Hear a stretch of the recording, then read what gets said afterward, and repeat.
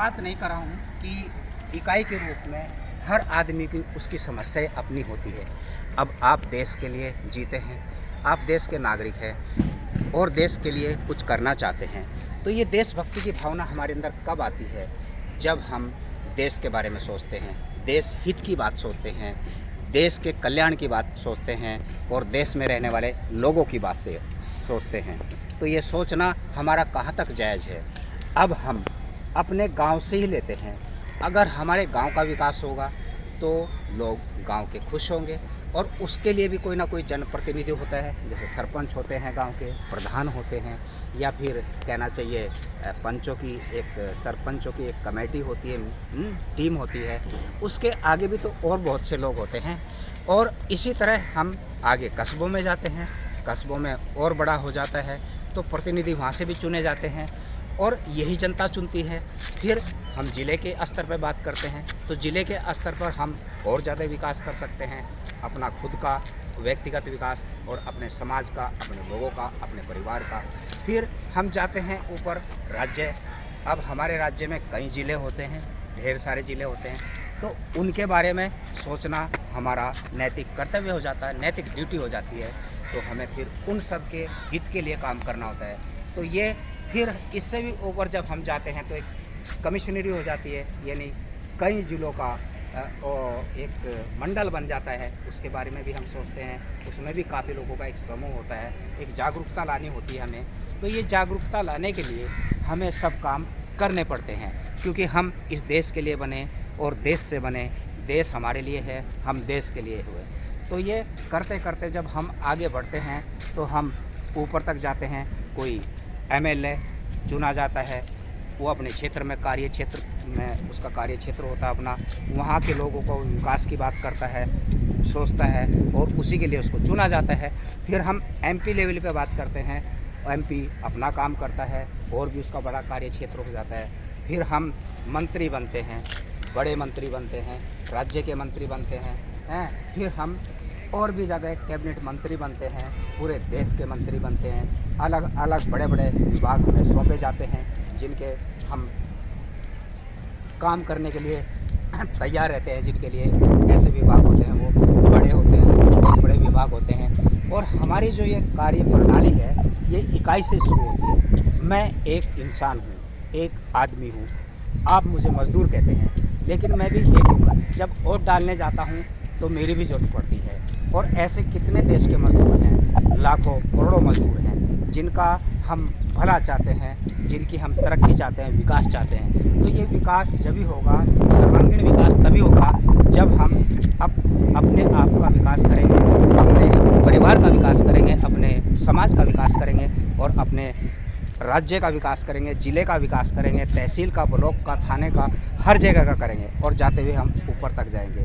तो ये करते करते हमारे साथ की जो बुनियाद खड़ी होती है वो खड़ी होती है हमसे, और हम इस काम को करते हैं, अच्छे से करते हैं। तो हमारे साथ में कहीं ना कहीं हमारा देश और देश का रिश्ता हमेशा जुड़ा रहता है। तो इसे हमें कभी नहीं भूलना चाहिए, क्योंकि यही हमें आगे लेके चलता है। ऐसे आगे जैसे मैं आगे बढ़ता हूँ, अब मैं धीरे धीरे आगे बढ़ रहा हूँ, लेकिन मैं यहाँ अपने साथ में कदम से कदम मिला के, कंधा से कंधा मिला के अनेकों मज़दूरों को साथ लेके चलूँगा, क्योंकि मज़दूरों का मेरे ऊपर विश्वास है। जितनी भी हमारे देश की प्रगतिशील प्रणालियाँ हैं, योजनाएँ हैं, उपक्रम हैं, उनमें मज़दूरों का हाथ है, हाथ ही नहीं बल्कि उनका पैर भी है। तो मज़दूरों के हक़ में जो मैं बात करूँगा वो सब मज़दूरों को मान्य होगी और सब मज़दूर उसी के अनुसार काम भी करेंगे। हम देश के लिए काम करेंगे, देश की जनता के लिए काम करेंगे और हमारी जनता इसमें हमारा साथ देगी। तो हम जिस भी प्रतिनिधियों को चुनते हैं, जिसको भी हम सरकार में भेजते हैं, चाहे वो राज्य सरकार है, चाहे फिर वो केंद्र सरकार है, तो वो हमारे लिए काम करे, हमारे लोगों के लिए काम करे और मज़दूरों के हक़ की बात करे, मज़दूरों को न्याय दिलवाए, मज़दूरों की जो मज़दूरी है उसका लाभ, उसका एडवांटेज, उसका बेनिफिट हमारे मज़दूरों को मिले। और मैं ये कोशिश हमेशा से करता रहा हूँ कि हमारे मज़दूर भाई एक साथ हो जाए, एकजुट हो जाए।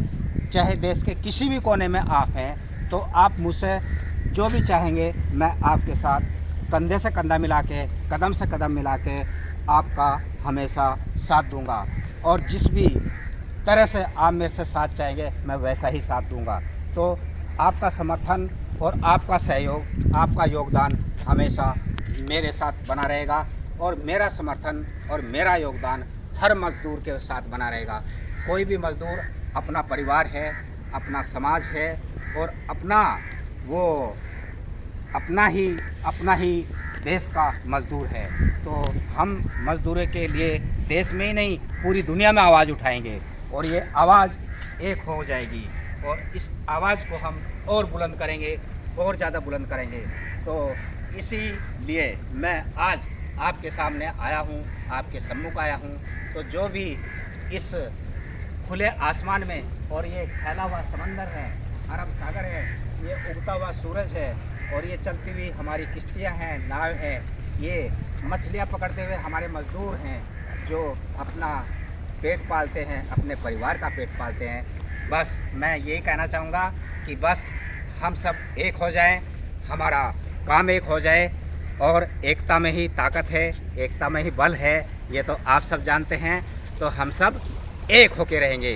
तो वंदे मातरम, वंदे मातरम, वंदे मातरम, भारत माता की जय, भारत माता की जय, भारत माता की जय, सनातन धर्म की जय, अखंड भारत की जय, भारत माता की जय।